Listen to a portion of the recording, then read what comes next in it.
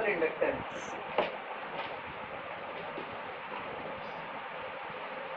देखो दो तरह के इंडक्टेंस होते हैं, एक म्यूचुअल इंडक्टेंस, दूसरा सेल्फ इंडक्टेंस। ठीक है, तो हम बताएंगे एक म्यूचुअल इंडक्टेंस होता है, दूसरा कौन सा होता है, सेल्फ इंडक्टेंस होता है। तो दोनों में देखना क्या डिफरेंस है क्या डिफरेंस नहीं है, सिंपली समझ में आएगा।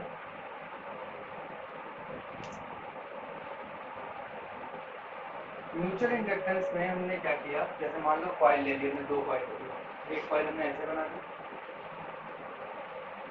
इसमें बैटरी लगा दी, और एक कॉइल उसके ऊपर बनाई, इसमें लगाया गैल्वेनोमीटर। क्या लगाया, ये गैल्वेनोमीटर। ठीक, ऐसे ही एक और पेयर ले लेते हैं।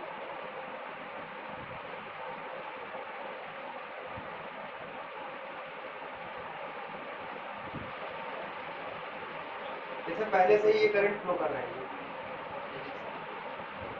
ठीक, ये प्राइमरी कॉइल, इसको बोलते हैं सेकेंडरी कॉइल। इसमें करंट पहले से फ्लो कर रही है कौन सी, प्राइमरी, और दूसरी कौन सी होती है, सेकेंडरी कॉइल।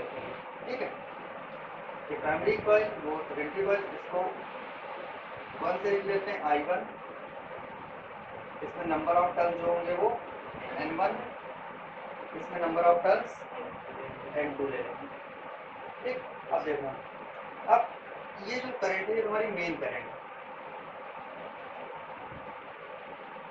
कौन सी करंट है, मेन करंट। इस करंट को की वैल्यू को या तो हम क्या कर सकते हैं, इंक्रीज, या क्या कर सकते हैं, डिक्रीज। क्योंकि करंट की वैल्यू को अगर हम घटाएंगे या बढ़ाएंगे तो करंट की वैल्यू घटाने बढ़ाने से करंट की स्ट्रेंथ में चेंज होगा, करंट की स्ट्रेंथ में चेंज होने से मैग्नेटिक फील्ड में चेंज होगा, और मैग्नेटिक फील्ड में चेंज होने से मैग्नेटिक फ्लक्स बदलेगा, और फ्लक्स बदलेगा तो दूसरी कॉइल में एक इंड्यूस्ड ईएमएफ या इंड्यूस्ड करंट क्या होगी, फ्लो होगी। ठीक, अब लेंज लॉ कहता है कि जो इंड्यूस्ड करंट प्रोड्यूस होती है दूसरी कॉइल में, वो हमेशा उस चीज का अपोज करती है जिसकी वजह से वो प्रोड्यूस हो रही है। ठीक, तो करंट को यहाँ इंक्रीज करने से प्रोड्यूस हो रही है, तो इसके अंदर जो करंट प्रोड्यूस होगी वो इसको क्या करना चाहेगी, अपोज। अपोज मतलब उसको क्या करना चाहेगी, डिक्रीज करने के लिए इसके अपोजिट डायरेक्शन में जाना पड़ेगा। तो ये करंट इधर से इधर गई तो वो करंट इधर से मतलब ऊपर गई, ये होगी इंड्यूस्ड करंट। ये कौन सी करंट होगी, इंड्यूस्ड करंट।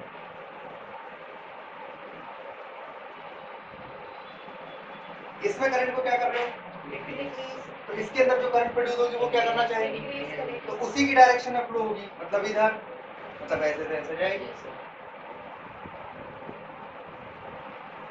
Induced current.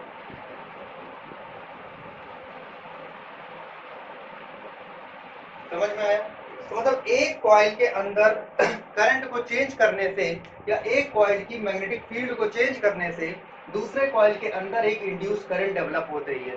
इस प्रोसेस को ही हम क्या बोलते हैं, कि एक कॉइल में हम चेंज करें और दूसरे कॉइल में क्या जनरेट हो जाए, इंड्यूस करंट या इंड्यूस ईएमएफ। इस प्रोसेस को हम बोलते हैं म्यूचुअल इंडक्टेंस। समझ में आया, ठीक। अब म्यूचुअल इंडक्टेंस जो होता है उसमें जो सेकंड कॉइल में सेकेंडरी कॉइल, जैसे जो भी नंबर ऑफ फ्लक्स लिंकेज है सेकेंडरी कॉइल से number of flux linkages, number of flux linkages को लिखते हैं नंबर ऑफ फ्लक्स लिंकेजेस, इसको लिखते हैं n पाई से। इसका फॉर्मूला क्या होता है, n into pi, n number of turn, pi flux. अब क्योंकि सेकेंडरी कॉइल की बात कर रहे हैं कि सेकेंडरी कॉइल से कितना फ्लक्स लिंकेजेस पास होगा, मतलब n2 पाई 2, ये डायरेक्टली प्रोपोर्शनल होता है I1 के। मतलब सेकेंडरी कॉइल से कितना फ्लक्स पास होगा वो सीधे प्रोपोर्शनल होगा कि प्राइमरी कॉइल में कितनी करंट फ्लो हो रही है। जब ये प्रोपोर्शनलिटी साइन हटाते हैं तो यहाँ एक कांस्टेंट आता है कैपिटल M, तो कैपिटल M का फॉर्मूला क्या बन गया, N2 पाई 2 अपॉन, इस कैपिटल M को बोलते हैं कोफिशिएंट ऑफ सेल्फ इंडक्शन, या फिर एक और नाम है सेल्फ इंडक्टेंस, या फिर क्या कहते हैं इसको, सेल्फ इंडक्टेंस कहते हैं। इतना समझ में आया, कोई दिक्कत, ठीक। अब यहाँ पे इंड्यूस्ड ईएमएफ का फॉर्मूला क्या था? फैराडे लॉ के अकॉर्डिंग इंड्यूस्ड ईएमएफ ई होता था minus N delta phi upon delta T. ठीक, तो ये भी N2 होगा, ये भी फाई 2 होगा। सेकेंडरी कॉइल में induced EMF E2, secondary coil का निकालना तो सब 2 से लिखेंगे। अब देखो माइनस डेल्टा N2 को अंदर ले गए, ये बन गया N2 इंटू फाई 2 किसके बराबर है? M इंटू E2 की वैल्यू कितनी हो गई? Minus delta M into I1 upon delta M को कहाँ निकाल लो? कांस्टेंट है बाहर, डेल्टा I1 अपॉन डेल्टा एक, तो ये फॉर्मूला बना। यहाँ से चाहो तो तुम किसका फॉर्मूला बना लो? M का। M इज इक्वल टू हो जाएगा माइनस E2 अपॉन में डेल्टा I1 अपॉन डेल्टा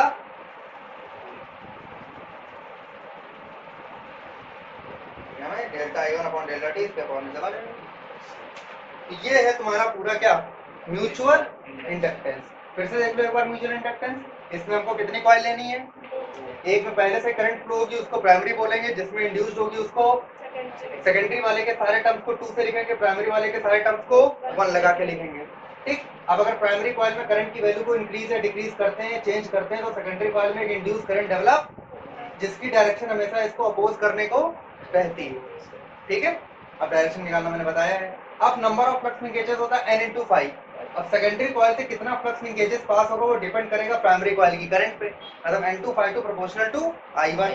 ठीक, फिर N2 फाई 2 की वैल्यू इक्वल, प्रोपोर्शनलिटी साइन हट गया तो एक कांस्टेंट आया कैपिटल M, तो कैपिटल M का फॉर्मूला ये बन गया। इसको बोलते हैं कोएफिशिएंट ऑफ सेल्फ इंडक्शन या सेल्फ इंडक्टेंस। इसकी जो यूनिट होती है, इसकी यूनिट जो होती है वो होती है हेनरी। क्या होती है? कैपिटल एस से लिखते हैं, हेनरी होती है इसकी यूनिट। ठीक, अब जैसे अगर हमको यहाँ से तो हमने सेल्फ इंडक्टेंस निकाल लिया, करंट भी निकाल सकते हैं, या अगर हमको इंड्यूस्ड ईएमएफ निकालना है तो उसका फॉर्मूला ये फैराडेस लॉ के अकॉर्डिंग N2 को अंदर ले गए, N2 फाई 2 की वैल्यू को यहाँ से हमने पुट कर दिया M इंटू I1, यहाँ से हमने क्या निकाल लिया? इंड्यूस्ड ईएमएफ, और यहाँ से M का एक और फॉर्मूला बन गया। तो M के हमारे पास 2 फॉर्मूले हैं, किसी भी एक में डेफिनेशन दे सकते हैं। जैसे M की डेफिनेशन दे रहे हैं, यहाँ पे लिखना है ना, current in primary coil is unity, है ना, करंट इन मतलब I1 की वैल्यू कितनी हो? 1 एम्पियर, है ना, current in primary coil is unity, then coefficient of self, एक मिनट गड़बड़ है, सेल्फ नहीं होगा तो क्या पढ़ा रहे हैं? म्यूचुअल पढ़ा रहे हैं, यहाँ म्यूचुअल होगा।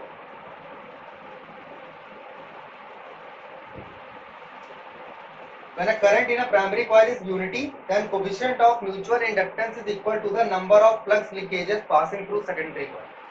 ये number of flux linkages ही तो है। Yes. When a current in a primary coil is unity, then coefficient of mutual inductance is equal to the number of flux linkages passing through the secondary coil. समझ में आया? ठीक, अब इधर देखो self inductance में क्या है। सेल्फ इंडक्टेंस में सिर्फ एक ही कॉइल होगी,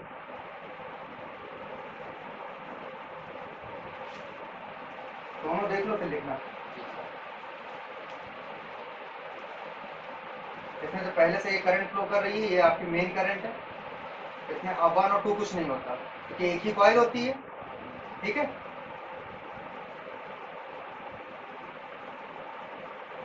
अब इस करंट को या तो हम क्या कर सकते हैं, या क्या कर सकते हैं,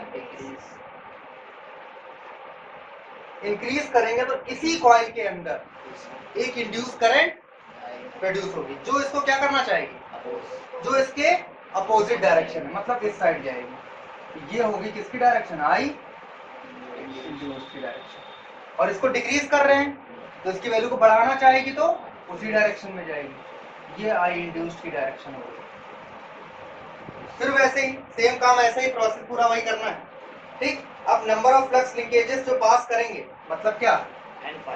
N इंटू, क्योंकि इसमें 1 2 रहना नहीं, तो डायरेक्टली प्रोपोर्शनल किसके होगा? I के। प्रोपोर्शनलिटी साइन हटाते हैं, कांस्टेंट आता है L, यहाँ L आता है N पाई अपॉन I।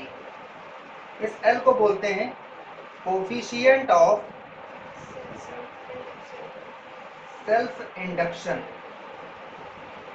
या फिर सेल्फ इंडक्टेंस। इसकी यूनिट भी हेनरी होती है, इसकी यूनिट भी क्या होती है? हेनरी होती है। ठीक, सेल्फ इंडक्टेंस। अब फिर से हमको क्या निकालना है, induced EMF. E is equal to minus N delta pi by, बस 1 2 हटाओ, बाकी सब वैसे ही। एन को कहाँ ले जाओ अंदर, वो डेल्टा माइनस एन फाई को क्या लिख सकते हैं हम, एन फाई एल इंटू आई। एन फाई को क्या लिख सकते हैं, एल इंटू, एल को कहाँ निकाल लो, delta I by delta T, या इसको minus L D I by D T भी लिखते हैं। अब ये फॉर्मूला आगे आएगा तब मैं बताऊंगा, यहाँ पे याद रखना है फॉर्मूला डिफरेंशिएशन के फॉर्म में। इंस्टेंटेनियस, ये एवरेज ईएमएफ है, ये इंस्टेंटेनियस, इसका यूज करेंगे अभी आगे। ठीक, अब यहाँ से एल का फॉर्मूला भी बना लो, क्या हो जाएगा, minus E upon delta I by delta. तो देखो दोनों में प्रोसेस क्या सेम थी, डेरिवेशन करने की, बस उसमें 1 2 है, इसमें 1 2, उसमें 2 कॉइल है, इसमें 1 कॉइल है, फर्क कितना है, तो एक समझ लो, दूसरा अपने आप समझ में आया। नोट कर लो, mutual inductance of two coaxial solenoid.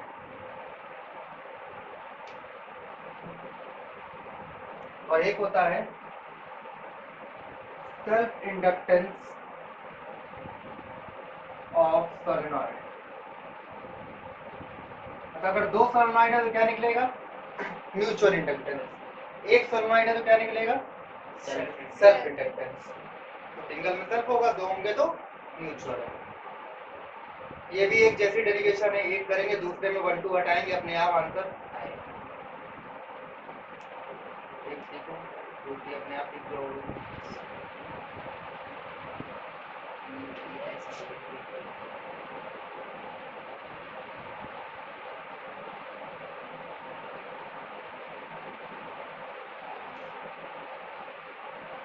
तो दो सोलेनॉइड है कुछ ऐसे, तो डायग्राम वगैरह तो बनाना नहीं होता है, फिर हम बना के बता दें। एक सोलेनॉइड ये ऐसे ले लिया हमने, एक इसी के अंदर और सोलेनॉइड रखी, दोनों की एक्सिस क्या है, सेम है, इसीलिए कोएक्सियल बोला गया। ठीक, एक प्राइमरी दूसरी सेकेंडरी, कोई प्राइमरी कोई भी सेकेंडरी मान लो, कोई फर्क नहीं पड़ता हो। ठीक, निकालना क्या है, जिसका फॉर्मूला क्या होता है, N2 phi2 अपॉन में phi1, N2 phi2 अपॉन में, मतलब तुम्हें क्या चाहिए, phi2 चाहिए, क्या चाहिए, phi2 का मतलब सेकेंडरी कॉइल से फ्लक्स जो पास कर रहा है। अब सेकेंडरी कॉइल से जो फ्लक्स पास कर रहा है, सेकेंडरी सोलेनॉइड से जो फ्लक्स पास कर रहा है, वो फ्लक्स किसकी वजह से पास कर रहा है, प्राइमरी कॉइल की मैग्नेटिक फील्ड की वजह से। किसकी वजह से, प्राइमरी कॉइल की मैग्नेटिक फील्ड। मतलब फ्लक्स का फॉर्मूला B * A होता है, तो यहाँ पे मैग्नेटिक फील्ड किसकी रखोगे, फर्स्ट की, क्योंकि प्राइमरी कॉइल की मैग्नेटिक फील्ड सेकंड से पास हो रही, तब उससे फ्लक्स पास हो रहा है। और एरिया लेकिन सेकेंडरी का ही रखोगे, क्योंकि फ्लक्स तो सेकेंडरी से ही पास हो रहा है, तो एरिया उसी का लेंगे। अब तुमको फाई निकालने के लिए क्या चाहिए, किसकी, मैग्नेटिक फील्ड का फॉर्मूला होता है म्यू नॉट N1 I1, और N1 को लिख सकते हैं हम क्या, number of length, number of turn upon length, लिख सकते हैं। तो हमने प्राइमरी कॉइल से पास होने वाली, प्राइमरी कॉइल से जनरेट होने वाली मैग्नेटिक फील्ड लिखी, सोलेनॉइड की एक्सिस का, सोलेनॉइड की मैग्नेटिक फील्ड का फॉर्मूला लिखा, फिर सेकेंडरी सोलेनॉइड से पास होने वाले फ्लक्स का फॉर्मूला लिखा, B की वैल्यू रख दिया, mu naught N1 I1 upon L1 A2।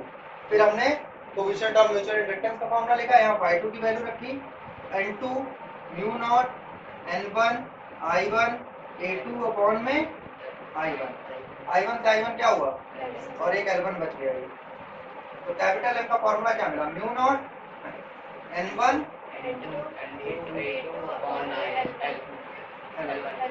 ये आ गया formula coefficient of mutual inductance का, या सिर्फ म्यूचुअल इंडक्टेंस। ठीक, अब अगर ऐसे हमें क्या करना है, एक सोलेनॉइड का निकालना है, तो इसमें 1 2 तो रहना नहीं, एक ही सोलेनॉइड है, उसी की मैग्नेटिक फील्ड, उसी का फ्लक्स, उसी का सेल्फ इंडक्टेंस। तो सिंपल है। उसकी magnetic field mu naught N I, N को किससे लिखा, एन बाय पास होने वाला flux B into A, mu naught N I L into A, coefficient of self induction and self inductance N phi upon I, N phi की value mu naught N I A upon में L into I से I क्या हुआ, L is equal to आ गया mu naught N square ए bye 1/2 हटाते जाओ, ये फॉर्मूला अपने आप आएगा।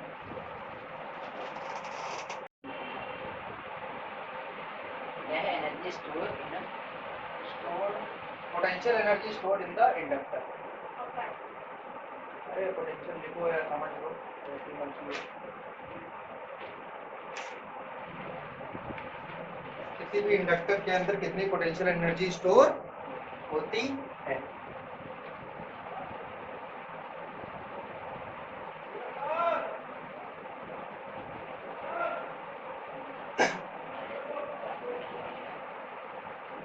किसी भी कॉइल के लिए या किसी भी देखो किसी भी कॉइल के लिए, किसी भी इंडक्टर के लिए जो इंड्यूस्ड ईएमएफ होता है उसका फॉर्मूला होता है E = -LdI/dt, जो भी लिखा था मैंने, बताया सब याद, यूज होता है -LdI/dt।